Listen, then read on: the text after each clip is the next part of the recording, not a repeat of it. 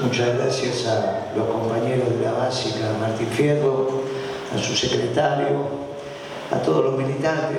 Un día abrimos una básica, nosotros estamos en la Valle, pero son un grupo de Las Heras. Eran pocos, pero empezaron a crecer y fueron capaces de armar una propuesta a lo largo y a lo ancho de Mendoza. Así que mis felicitaciones por eso. Recién Horacio hacía mención a que estamos en condiciones de dar vuelta a lo que está aconteciendo en el país en menos de un año. Y eso es posible. Ya demostramos que eso se puede. Y lo demostramos con el mundo en contra. Porque está claro que cuando nos tocó gobernar allá en el 2002, después del fracaso de la alianza, del progresismo con los radicales,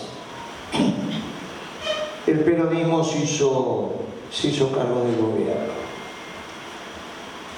Pero el mundo no era este mundo. Estábamos en pleno apogeo de la globalización. Y nosotros somos un movimiento nacionalista. Y el mundo estaba en pleno proceso globalizador, donde la diferencia central entre el nacionalismo y los globalizadores es el rol de los pueblos. Para nosotros, los pueblos son los sujetos de la historia. Para los globalizadores, a veces son las personas, a veces es algún proceso. Para otros globalizadores es la lucha de clases la que es el motor de la historia. Y hay algunos por ahí perdidos que empezamos a decir que la historia la escriben los pueblos. Y empezamos a decirlo hace muchas décadas atrás, muchas. Y lo empezamos a decir cuando los globalizadores habían ganado. Porque lo empezamos a decir cuando había dos claros ganadores de la Segunda Guerra Mundial que estaban diseñando un mundo a su medida, confrontando entre sí, pero explicando que esa doctrina global no necesitaba de la presencia de los pueblos. Y Perón de esto se dio cuenta. Se dio cuenta de dos hechos sustantivos. Primero, que él no estaba en condiciones de pensar una doctrina por fuera de su pueblo. Entonces lo que hizo fue al revés, escuchó al pueblo y escribió la doctrina. Pero primero escuchó al pueblo, dijo, por acá viene la verdad. Pero se dio cuenta que estaba fuera de tiempo. Asume 24 de febrero del 46, hacía poquito que había terminado la Segunda Guerra Mundial. Sin embargo, él perseveró en sus ideas y construyó una doctrina entre los cuales instruyó a su pueblo que entre la sangre y el tiempo, él elegía el tiempo porque tampoco estaba seguro de que tuviera la verdad. Porque la verdad finalmente se tiene que revelar en la práctica, que es muy superior a la teoría. Finalmente nosotros tenemos la receta de una tortilla, pero hasta que no hacemos la tortilla, y ahí nos damos cuenta que la práctica es infinitamente superior a la teoría. Nosotros teníamos la teoría, hicimos un gobierno, resultó exitoso. En algún momento se levantaron algunos a decir, tenemos que cambiar el eje de la historia. Se levantaron acá nomás en Córdoba Y Perón tenía la posibilidad de resistir. Sin embargo, no lo hizo. Algunos llegaron a decir, no, al viejo lo que sabía es que dudaba de si tenía razón o no tenía razón. Y tenía que pasar el tiempo para ver si tenía razón. Y pasaron 18 años, y eso es lo que cuenta Valdés cuando lo fuimos a buscar. Y cuando lo fuimos a buscar se armó un lío bárbaro. Porque la confrontación que tuvimos los peronistas interna era por una patria que unos llamaban socialista, pero que no la querían los norteamericanos, y otros que decían la patria peronista, que tampoco la querían los norteamericanos, pero tampoco los soviéticos. Con lo cual esto era un lío. Ninguna de las dos era posible. El viejo también se dio cuenta. Y dijo, entre la sangre y el tiempo, vamos a elegir el tiempo. Y si tenemos razón, nuestra idea se va a imponer. Piensen ustedes la capacidad que tenía ese hombre de construir lo que él había detectado en el pueblo, considerando que era la verdad, pero ponerla sujeta a esa verdad a la realidad del paso del tiempo. Una duda enorme. Y sabía que se iba a morir con la duda. Y se murió con la duda. Porque cuando se murió allá en el 74, todavía el mundo estaba transitando la Guerra Fría, y los dos imperios que habían nacido a las postrimerías de la Segunda Guerra todavía estaban haciendo de las suyas. Se murió con la duda, pero dejó las enseñanzas. Y resulta que en este girar del mundo esa Guerra Fría se terminó y apareció un claro ganador. Y ese claro ganador le dio la impronta al mundo de la globalización, que no es otra cosa que negar las especificidades de los pueblos. No, usamos las mismas zapatillas, usamos las mismas camisas, las camperas, pensamos lo mismo, vemos las mismas series, leemos los mismos libros. Sería como un jardín con una sola planta. Claro, esa es la visión de los pueblos que construyeron esas teorías. Muchas de ellas nacidas en las Europas, de pueblos también nacionalistas, pero de un nacionalismo distinto, de ese pueblo que aniquila al distinto, destruye al distinto, genera su identidad hostigando al distinto hasta la muerte, imponiéndose al distinto. En ese imponiéndose es que nace la palabra imperio. Claro, no tiene nada que ver con nuestro nacionalismo de brazos abiertos. Nuestro pueblo, que es muy nacionalista, construye su identidad en el día a día incorporando al distinto. En la comida, en la música, en la cultura, en la doctrina. Solo un pueblo nuevo podía ser una doctrina nacionalista, reivindicando al pueblo como sujeto de la historia, pero amando a otro pueblo, que en vez de levantar muros construye puentes. No cualquier pueblo podía hacer esto. No lo puede, muchachos. Tenía que pasar el tiempo y este pueblo maravilloso también ver si esa verdad se transformaba en evidente.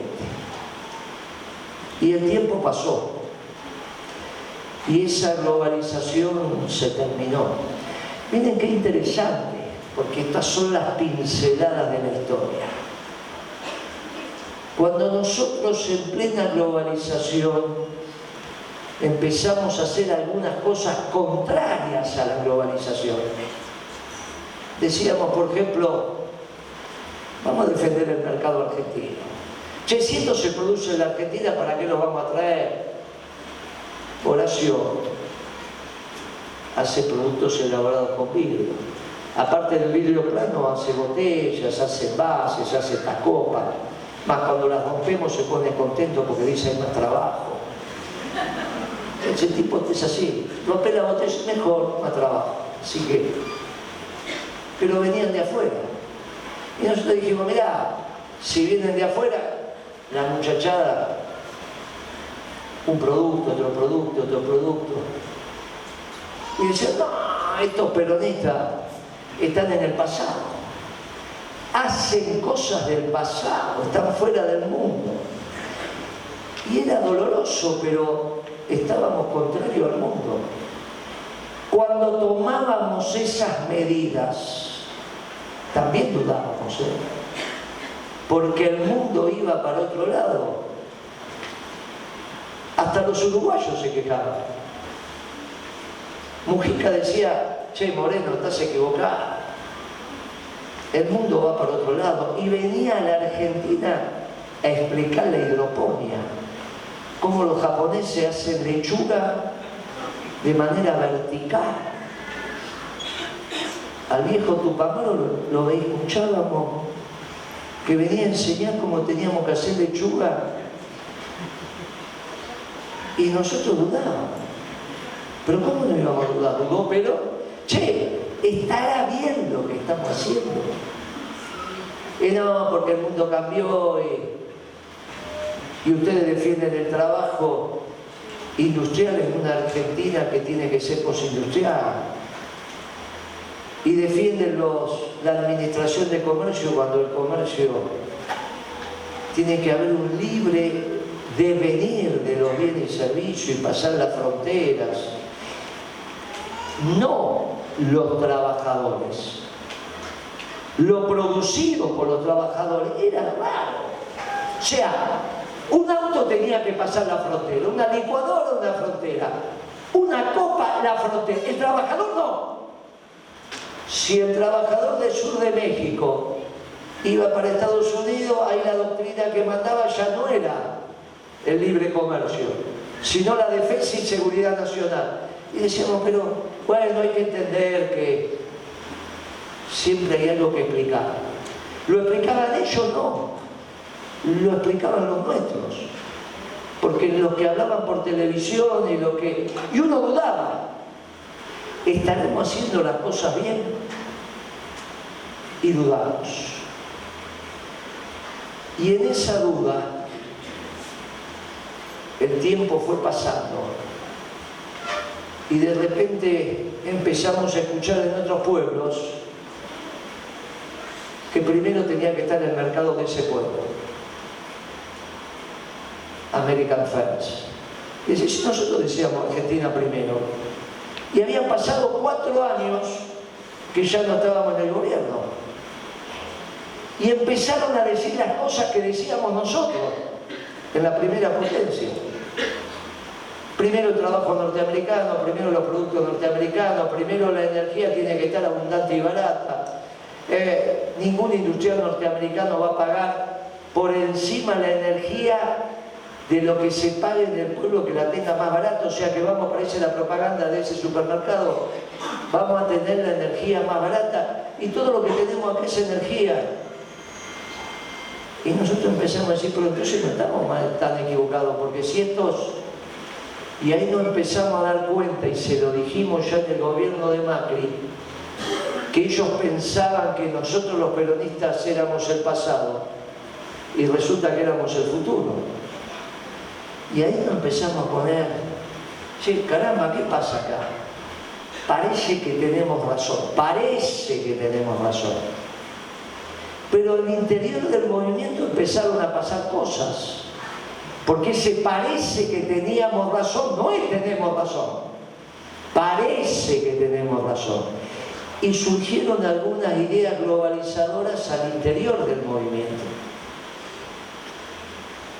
Y de repente, nosotros que nos habíamos criado en eso de un gobierno esclavo para un pueblo libre, esa era una máxima peronista, extraordinaria. Un gobierno esclavo para un pueblo libre. Esa es una máxima peronista. Resulta que nos empezamos a transformar en un gobierno que empieza a ser estado-centrista.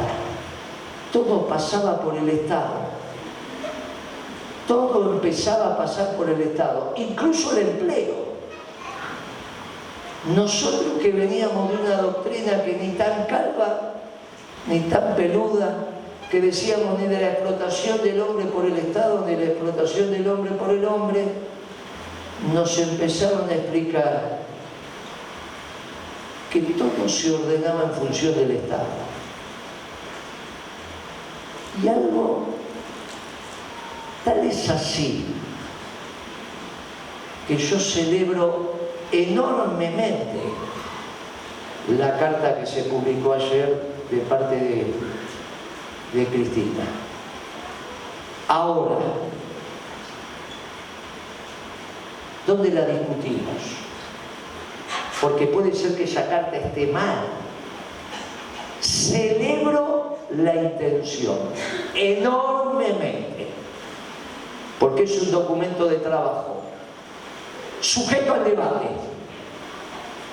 Eso es muy importante. Nosotros venimos aquí a presentar nuestras ponencias sujetas al debate.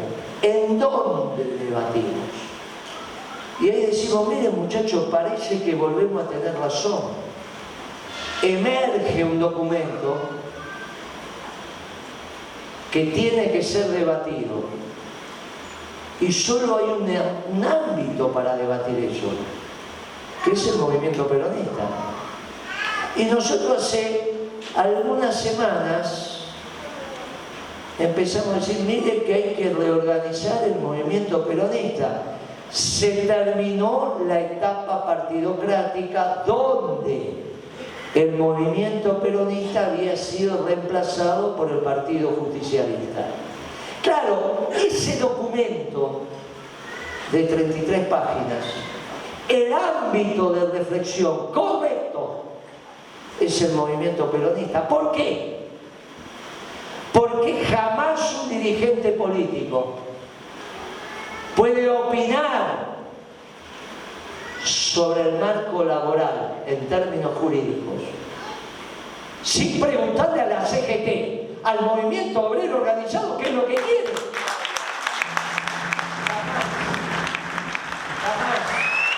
Jamás. No se puede. En el seno del movimiento, el movimiento obrero organizado fijará posición. Estarán los retardatarios, los apresurados, como cualquiera de las ramas, y esa posición de esa rama será mi posición, porque somos un movimiento y el conocimiento sale del conjunto. ¿Quién puede conocer mejor el derecho laboral que los dirigentes sindicales y su staff, que son los abogados laboralistas que suelen tener? ¿Pero quién? ¿Cómo vamos a pensar que nosotros podemos opinar sin consultar al movimiento obrero organizado sobre cómo tiene que ser la legislación laboral? ¿A quién se le ocurre? Dentro del movimiento a nadie. Muchachos, por eso el movimiento es la estructura correcta de organización. Las necesidades de las mujeres tenemos los jóvenes, las mujeres, las necesidades de los jóvenes, las necesidades de los que no tienen un trabajo formal se expresa en las organizaciones sociales. ¿Qué mejor que consultar con ellas? ¿O pensamos que nosotros somos lo suficientemente aptos para que en un grupo determinado encontrar la verdad? Pero si la verdad también está sujeta a la práctica y al debate, porque enseña su santidad que la práctica es inmensamente superior a la teoría. Claro, en este diálogo, donde vamos a debatir el plan económico peronista que dijo, ¿vale? Plan económico peronista que fue hecho con empresarios y con dirigentes sindicales. No hay posibilidad de hacer un plan económico desde el peronismo, desde nuestra doctrina, sin que interactúen los dirigentes sindicales y sin que interactúen los empresarios. Porque son ellos los que hacen la economía todos los días. O van a pensar que el ministro de Economía es el que hace la economía. Eso es absurdo. La economía se hace en el día a día tomando decisiones. Y para eso precisamos adaptar la metodología de construcción de la toma de decisiones que deviene de nuestra doctrina, que debatan y construyan. No, dude. ¿Cómo dudó Perón? Se murió sin saber si la doctrina era la verdadera. Él suponía que era, pero no estaba probada en la práctica. No estaba. Y dijo, mire muchachos, la dejamos, si es verdad, se impondrá, y si no, será alguna idea errada que tuvo nuestro pueblo. En esa carta también nos dice que la Argentina está endeudada. Y yo creo que sobre esto, mire qué osados que somos, en un acto, 40 grados de... Vamos a reflexionar sobre esto. Y debemos, porque somos los cuadros del peronismo, tenemos que reflexionar sobre esto. Cada uno desde lo que piensa. Y ese es el debate del peronismo. La ponencia dice la Argentina está endeudada. Y yo resulta, se lo contaba ayer en San Juan a los compañeros del sindicato de minería y otros más que nos invitaron. Había una relación formal con la embajada. Cuando digo la embajada, está claro de cuál estoy hablando. Y había una relación informal. La informal era la importante. No la hacíamos los funcionarios, la hacía el aparato de inteligencia, que es lo que corresponde, así funciona esto. Y alguna formal. Y una vez le pregunté allá en el 2003 a la embajada si me podía decir cuántos dólares en efectivo, billetes, había en la Argentina. No, bueno, esa información, no sé si la tenemos. No, sí, la tiene la Reserva Federal de Nueva York, que es la que conforma, es una de las más importantes de la Reserva Federal de Estados Unidos, que es el Banco Central, es la que lleva la cuenta. Ellos llevan la cuenta de los dólares que emiten y saben dónde están esos dólares. Pero ¿cómo no lo vas a saber, muchachos? Leerla sí, pero en orden de magnitud. Fui convincente, muchachos. Díganme cuántos dólares vivitos y coleandos hay en la Argentina en el 2003. Nos encontrábamos cada tanto. Y en ese cada tanto que fue pasando el tiempo, un día me trae un papelito. Y me dice, tome. Esta es información reservada, pero se la vamos a dar. Y decía 50.000 millones. Año 2003. Yo agarré el papelito para guardármelo. Fue mucho más rápido, dijo, ¿lo memorizó? Sí, agarró el papelito y se lo comió. No, estamos diciendo lo que me pasó, no está ni mal ni bien. Entonces hice un pequeño memo que decía, mire, según ellos, en la Argentina hay 50.000 millones vivos. No son los de los inversores calificados, eso están afuera. Eso es lo que está acá. En el colchón, la caja de seguridad, en el jardín. En el año 2003, cuando uno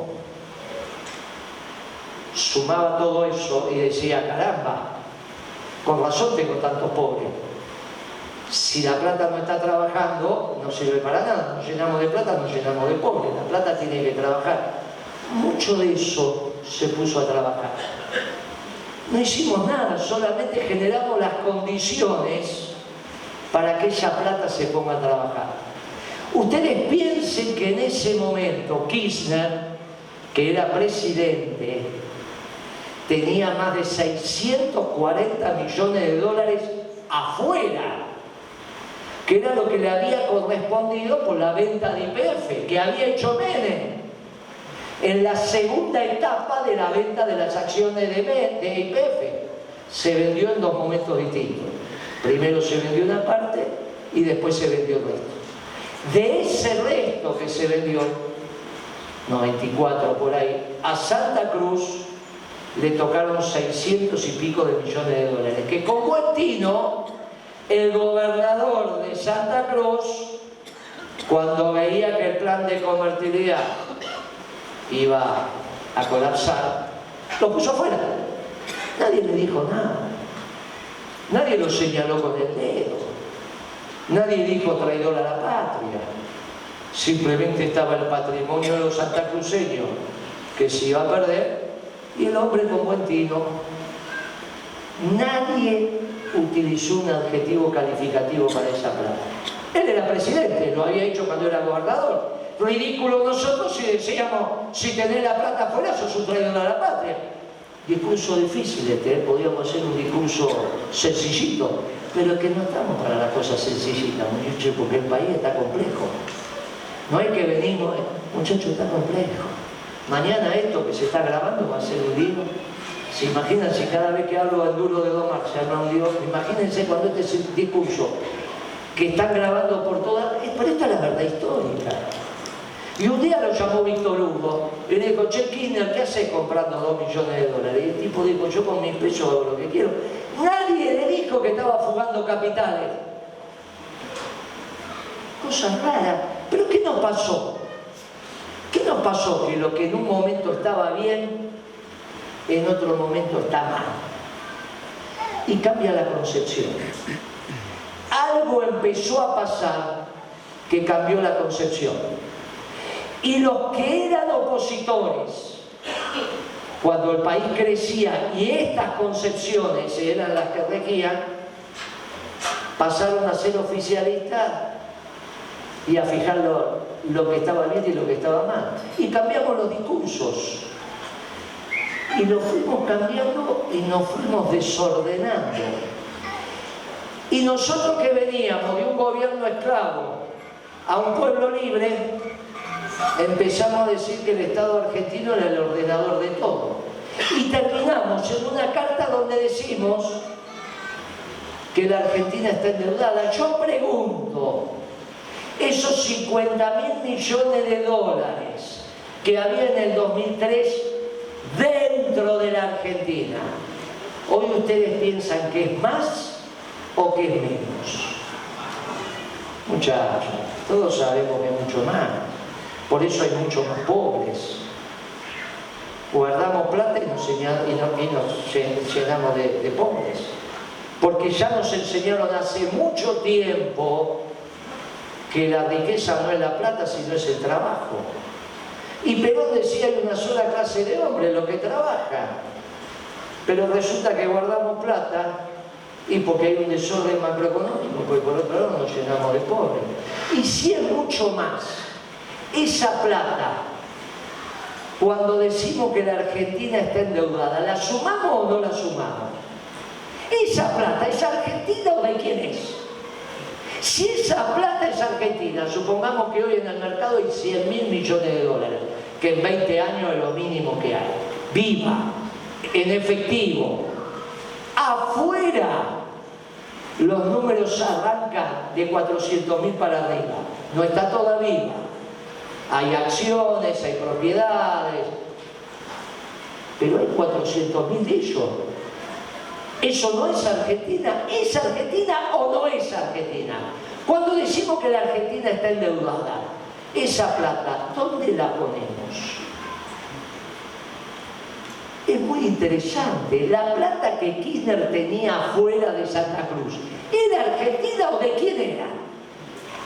Es muy interesante que lo pensemos. Es cuestión que nos pongamos de acuerdo en la definición de Argentina.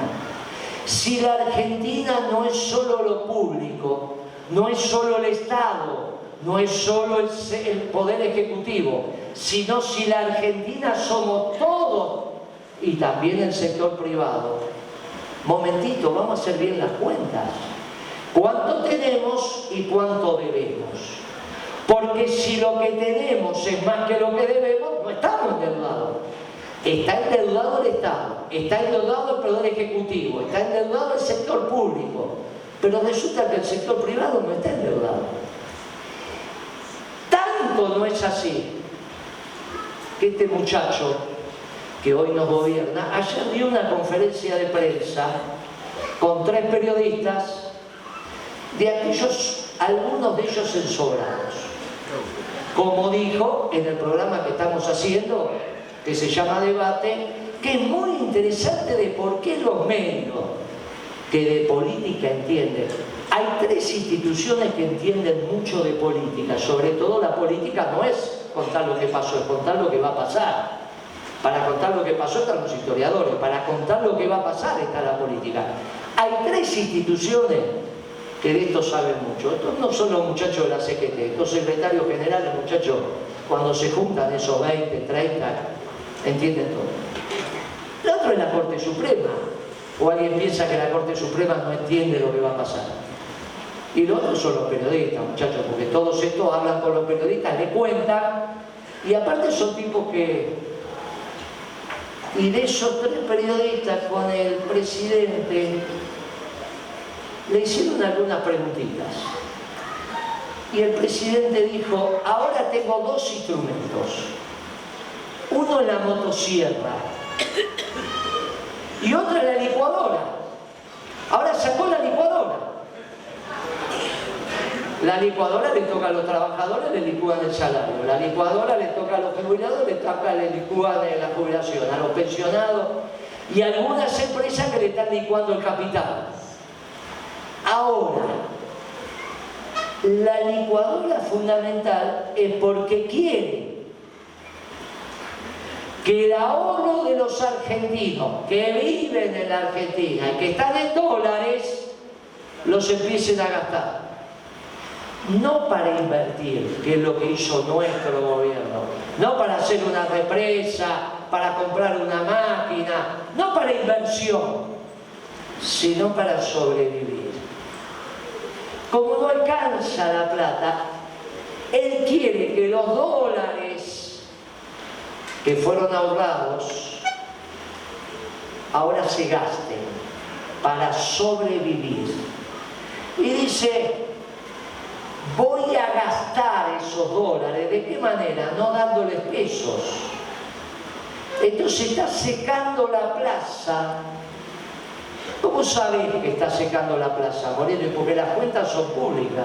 Uno mira la emisión monetaria desde que él es presidente y con más de 50% de inflación, los datos de él, 25 en diciembre, 20 en enero, eso da 45, pero como es tasa de interés compuesta, no se suma, sino que se multiplica, es 125 por 1.20, les va a dar arriba del 50 y la emisión 0 para la que tenemos en el bolsillo. Y esa es la falta de venta de la farmacia, de la ferretería. Si no hay circulante, ¿con qué vamos a comprar? Ah, ¿no te alcanza? Saca los dólares. Ah, qué gauchito que es. Y encima es para vivir, para sobrevivir. Nos comemos los ahorros. Los ahorros que teníamos, ahora los gastamos para sobrevivir. Ahora, no era que venía a que el Estado no gastara, pero resulta que el Estado tiene un déficit tremendo. Dice una cosa y hace otra. No era que venía a no endeudar, y resulta que el Banco Central está emitiendo unos bonos que se llama Bopreal en dólares. Una institución argentina como el Banco Central que no genera dólares, se endeuda en dólares. Pero ¿qué hombre de negocio es este? Es raro. Un negocio que vive del mercado interno como el Banco Central se endeuda en dólares y no exporta nada. Porque si vos sos una empresa exportadora y facturás en dólares, tiene su lógica que te puedas endeudar en dólares. Ahora, si vos vendés para el mercado interno, todo es en pesos y te endeudás en dólares, tenés un problema muy serio. Lo aprendimos. Lo aprendimos a fuerza de gol, pero ahora no. Es raro lo que está haciendo este muchacho. Es muy raro. En donde se suponía que él tenía ventajas, no tiene ventaja. En la entrevista de ayer empezó a aparecer el verdadero Milei, que ya como presidente tiene que hablar de la economía del país. Y cuando habla de la economía del país no sabe lo que dice. Hay que escucharla despacito, la entrevista de ayer. Y empieza a aparecer el Milei que no sabe. Ya nos habíamos dado cuenta por la barrabasada que decía, pero ayer habló de economía, se la aplazó hablando de economía, contestando la carta de Cristina, diciéndole a Cristina que no sabe, lo cual puede ser. Pero el problema es que de un lado es abogada y él domina la disciplina. Él no podría no saber los temas elementales, él no sabe. Claro, empezó a decir cosas que los que tienen el oído afinado, este chico no sabe, ya no sabe de filosofía, es anarquista, pero ahora no sabe vestirse, usa campera, en su despacho parece que tiene miedo que lo maten, en su despacho tiene un lío bárbaro. Un día se da la cabeza contra el muro de los lamentos, al otro día toma la hostia. Muchachos, hay cosas que están...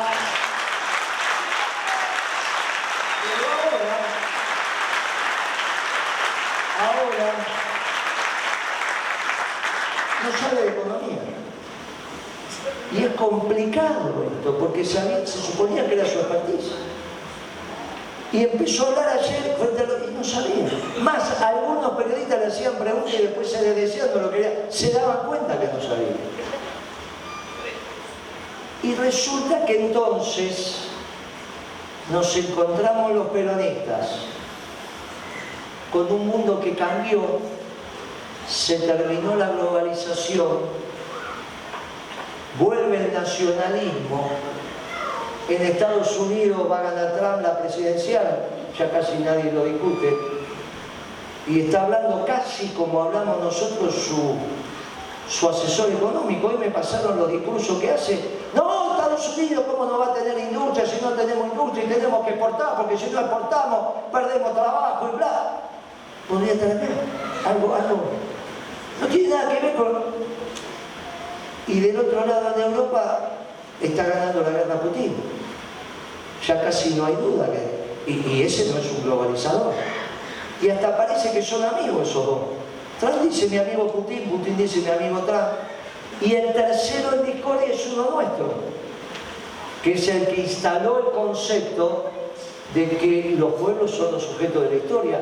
Muchachos, esto no se enseña en la facultad, No es que en la facultad vamos a la carrera de historia y a los pibes le dicen, no, los sujetos de la historia son los pueblos. No, muchachos, no se estudia así. Es un concepto novedoso, es un concepto extraño. Nos miraban raro cuando decíamos eso. A él también. Ahora resulta que él se transforma en el guía espiritual de la humanidad. Con este concepto. Explicando que estaba la Tercera Guerra Mundial en cuota, ahora ya la vemos las cuotas. Explicando que los pueblos se peleaban por el trabajo. No se peleaban por religión, por el trabajo. Pero hace 10 años atrás decía, no, nuestro canciller hace 10 años atrás decía que estaba equivocado. El nuestro, porque me tocó hablarlo con él. Y ahora resulta que el tiempo pasó y el mundo va hacia el nacionalismo y el mundo estudia el peronismo, porque el nacionalismo que precisa los pueblos inteligentes es que haya amor entre los pueblos. Y hay una sola doctrina que construye puentes entre los pueblos, no que se asesinan entre ellos. Somos nosotros, lo hicimos hace 70 años atrás, ahora nos empiezan a estudiar.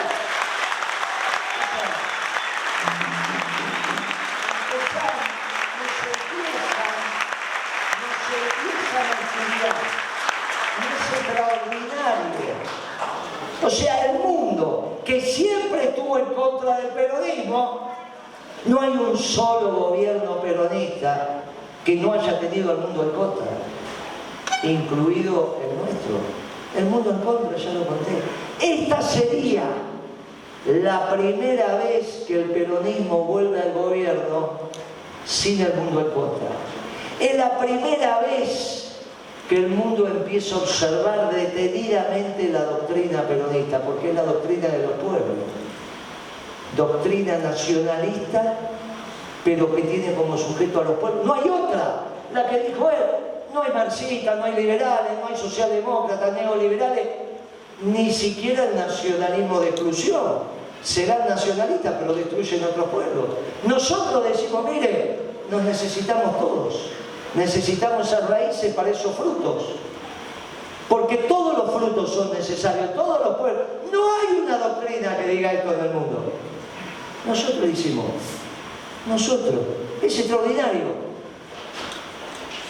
Y eso pasa en el mundo. Y acá tenemos un anarcocapitalista que ahora nos empezamos a enterar que tampoco sabe economía, que no está preparado y está haciendo cosas insensatas con la economía, no inconsistentes solamente, insensatas. ¿Y cuánto pueden durar las cosas insensatas? Y las cosas insensatas siempre son breves. Claro, dentro de la ley y el orden. Ya cómo va a ser nuestra herramienta electoral para cumplir con los requisitos de la Constitución, lo explicó el orador joven que tenemos que es de Santa Cruz, que es de Mendoza y está acá en La Cera, explicó lo de la Confederación, que tenemos que ser legítimos, tener los votos, lo contaron las compañeras, tenemos que ganar los votos, que tenemos la verdad. Porque mi ley tiene la legalidad y la legitimidad, pero no tiene la verdad. Parece ser que el mundo empieza a estudiar el peronismo y empieza a reconocer que tenemos la verdad. En Argentina nadie nos da el debate. Nadie. Nosotros decimos, tenemos una verdad, la queremos someter al debate, no vienen. Ni los trotskistas, ni los marxistas, ni los liberales, le ofrecemos el debate a todos. Y estos anarcocapitalistas también. Y tenemos la verdad, no es fácil. Parecería ser que con el paso del tiempo nos empezamos a convencer que tenemos la verdad. Nos faltan dos temas para el buen gobierno. La organización del peronismo, para que entre todos debatamos todas las cartas y los planes económicos, pero en el seno del peronismo, con todas las ramas, con todas las ramas escuchándonos, diciéndonos, hablándonos, no el conocimiento en algún lugar supremo donde aparentemente alguien dio con... No, muchachos, somos humildes. Es en el seno del peronismo, organizado, con sus ramas. Y nos falta el plan de gobierno. Y lo vamos a tener porque hay que explicarle a la sociedad mendocina y a la sociedad cuyana, argentina, que hay un plan de gobierno, le tenemos que explicar lo que vamos a hacer. Y resulta que en este siglo los únicos que no fracasamos somos los peronistas. Y cuando aplicamos la doctrina que no sabíamos si estábamos haciendo bien las cosas, el país creció a tasa china, y bajó la pobreza, y bajó la indigencia, y volvió el trabajo, y llenaba ese parque de mata y iba de vacaciones. Eso lo vivimos hace poquito. Pero ahora, con un grado mucho mayor de certeza, cuando lo hicimos teníamos dudas. Cuando lo hicimos, a pesar de que el país crecía, teníamos dudas. Ahora resulta que esas dudas se fueron yendo. El mundo fue aceptando el peronismo. Y nosotros acá vimos caminar a los demás, también pasó el tiempo. Vinieron los neoliberales, vinieron los oligarcas con Macri, vinieron los radicales. ¿Y cómo terminó? Después vinieron los progresistas, que nos vinieron a explicar que en realidad nos teníamos que autopercibir, desconstruir, hasta las 20 verdades quisieron desconstruir y que qué sé yo, y que qué sé yo. Y miren cómo terminó. Y al final, acá nos volvemos a encontrar los peronistas. Pero desde otra voluntad, porque parece ser que nos empuja el viento de la verdad, parece ser que nos empuja el viento de la historia, parece ser que nos empujan las dudas del general, que se murió sin saber que tenía la verdad. Y las dudas nuestras, que tuvimos un gobierno hace alguna década y tampoco sabíamos, lo hicimos, pero ahora tenemos casi certezas. Lo que está pasando en el mundo, lo que pasó cuando nosotros nos fuimos, cuando gobernaron otras doctrinas, nos ensancha la espalda, nos ensancha el pecho. Empezamos a tener este orgullo peronista de la verdad y de la realidad, demostrando que lo que decíamos es correcto. Solo nos falta que nos terminemos de organizar el plan económico y eso lo vamos a tener para abril. Tenemos la verdad, tenemos la organización, tenemos el plan de gobierno. Vamos a hacer gobierno cuando Dios quiera. Pero no debe faltar mucho si el presidente no sabe qué hacer. No es un problema, somos dentro de la ley y el orden, pero lo escuchamos, no sabe. Está llevando al país a cualquier lado. Y esto es un rato, es un tiempo. No puede ser. Claro, alguien puede decir, y no pueden ser los radicales. Y uno dice, con Lustó, muchachos, eso es para una fiesta, no para trabajar. Y en realidad, gobernar es crear trabajo. Y los únicos que sabemos crear trabajo son los economistas. Estamos muy cerca, pero ahora con una dosis de verdad que le decimos a Milei. La nación argentina como tal necesita un Estado que vamos a defender. Esclavo de un pueblo libre, por lo tanto tampoco somos estadocéntricos. La Argentina no es solo el Estado, también es el inmenso sector privado con su diversidad y con todo lo que ha acumulado y con la posibilidad que nos pongamos de acuerdo y que hagamos políticas económicas de una manera tal que vuelva la inversión, que vuelva la creación de riqueza, que vuelva el trabajo. Y todo eso se cambia muy rápido, porque no solo tenemos los recursos materiales, tenemos los recursos humanos y tenemos el financiamiento, es que nos pongamos de acuerdo. Y ahora que decimos que somos la verdad, ¿por qué no se la vamos a poder explicar a ellos? Y es lo que estamos haciendo. Y los medios nos dan la posibilidad. Porque resulta que este domingo no, pero el próximo empieza un programa que se llama Los Días Más Felices, y ya tenemos columnas y tenemos programas completos, y resulta que no pasa lo del 16.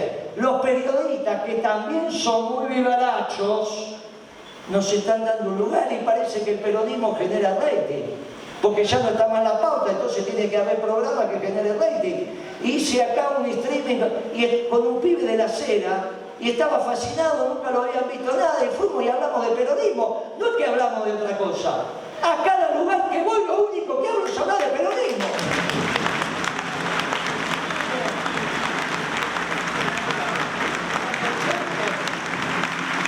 Cuando todos nos pongamos a hablar de peronismo, se va a multiplicar por miles y los vamos a enamorar nuevamente. Y los vamos a enamorar con alegría, no con pálida. Les vamos a decir que vienen los días más felices, que viene para Mendoza, que viene para el Cuyo, sí.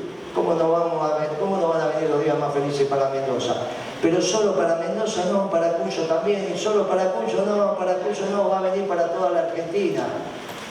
Y quizás nos falte tanto para que entre ese sol del 25 a través de nuestra ventana. Pero ahí solamente va a empezar el trabajo, porque en la marcha que escuchamos al principio, que era Evita Capitana, dice: para todos los pueblos del mundo, una revolución de amor y paz. Para todos los pueblos, no sojuzgando, no anulando. Nos enriquecemos con el distinto, todos peronistas, pero diversos, en la diversidad de los pueblos. En la diversidad de los pueblos también una doctrina de amor y paz. Todos los pueblos peronistas. Miren, muchachos, ahí Perón va a hacer esa sonrisa que hacía diciendo: sí, al final tenía razón. Costó, pero tenía razón. Muchachos, esto es muy simple. El mundo ya se está dando cuenta. Nos faltan 30 años de un buen gobierno peronista que va a empezar en cualquier momento. Llegó, ahora sí podemos decir a voz en cuello, llegó el momento del peronismo para todo el pueblo.